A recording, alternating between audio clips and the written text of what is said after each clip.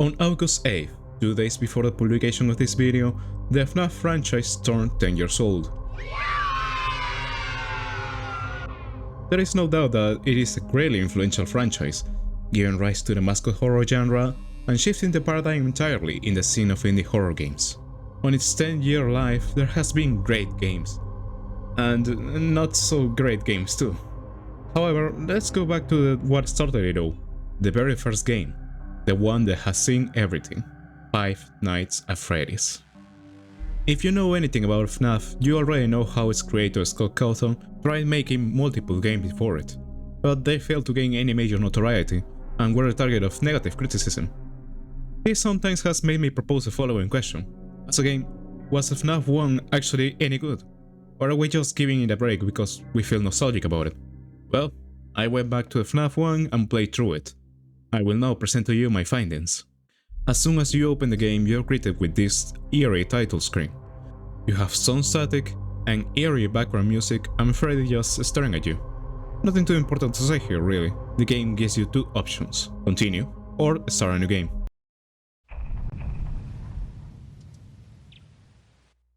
As a certified gamer, I've played through Night 1 many times, but this time I went in paying attention to any detail that might be of interest.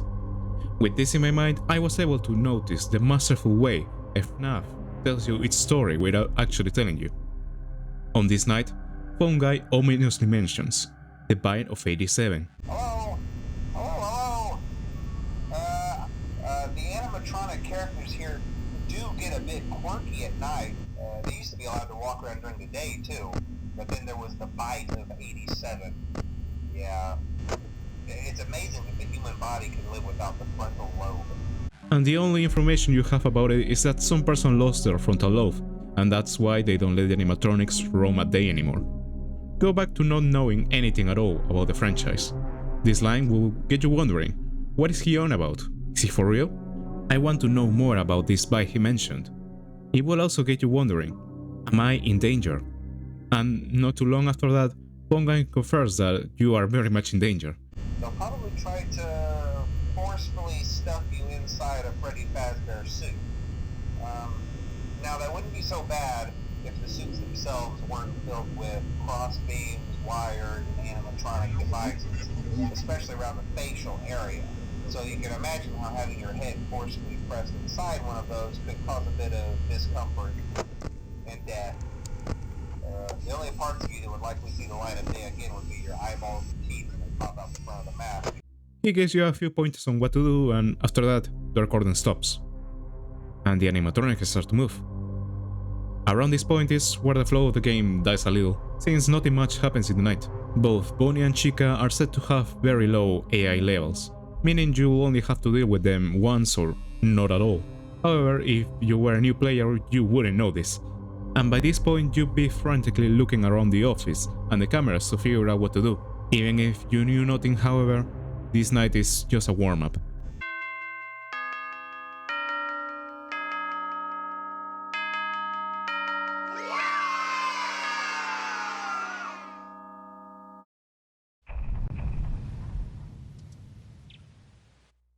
There is not much to say about Night 2. Fungi explains a little bit more about the game mechanics.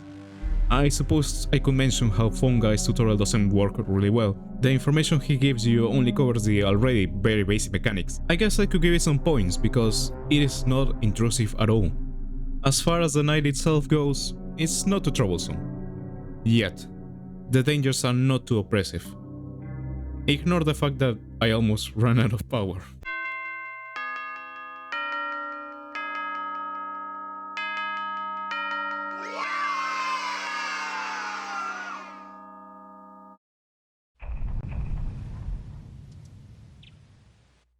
Here is where things start to pick up. Everyone is active, so you get your first Foxy attack. And he functions very differently from Bonnie and Chica, which adds a nice depth to the gameplay. Also, Freddy starts laughing. I believe he cannot kill you this night, but it will be very unsettling to a new player to see the animatronic bear move every time he laughs. Sadly, we don't get a lot of info from Fungi this night either, so the difficulty ramping up carries this night.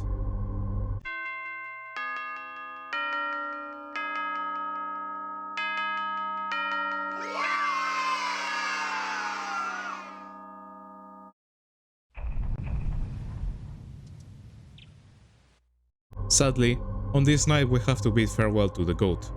In the phone recording, we hear how Fungi runs out of power and gets game ended by Freddy. Hey, listen, I may not be around to send you a message tomorrow. It's been a bad night here for me. I'm kind of glad that I recorded my messages for you when I did. Hey, do me a favor. Maybe sometime you can check inside those suits in the back room. I'm gonna try to hold out until someone checks. Maybe it won't be so bad.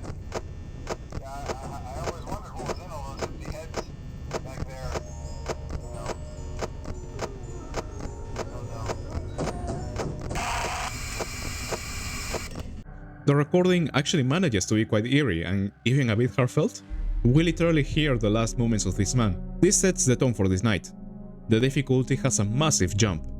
I think this is my favorite night since it balances storytelling and gameplay difficulty quite masterfully. Moving on, we have the last night.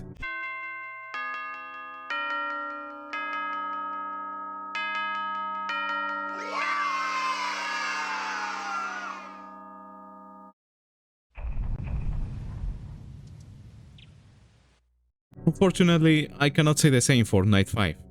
The difficulty ramping up is just not a part of the equation anymore. I suppose the phone recording is pretty chilling though.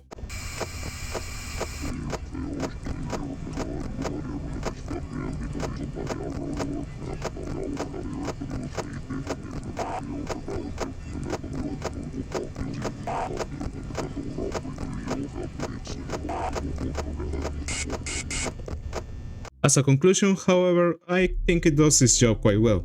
The little paycheck at the end is kinda funny to me. It even has a little "see you next week."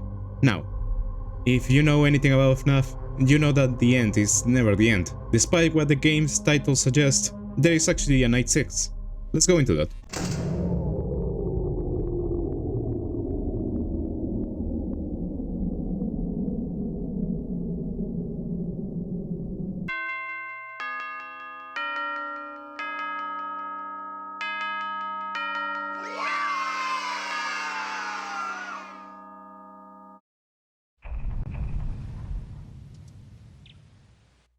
Again, unfortunately, there isn't anything very interesting here. The difficulty is higher, yes, and that's about it. Funnily enough, I had an easier time on Night 6 than with Night 5. That's about it, not much to say.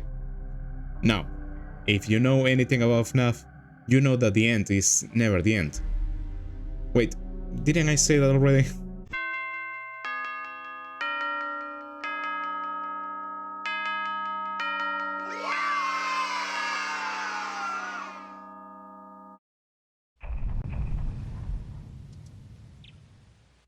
Custom Night. I'm sorry, but I'm not beating 420. I already beat that some years ago. It is tough, and it is very cool to do as a challenge. I think having a custom night where you can set any animatronic as aggressive as you want was a genius decision by Scott. Not only because of the challenge aspect, but it allows you to learn a bit more on how the animatronics work by a trial and error. I really like this feature, but it would be a bit unfair to compare this to the other nights.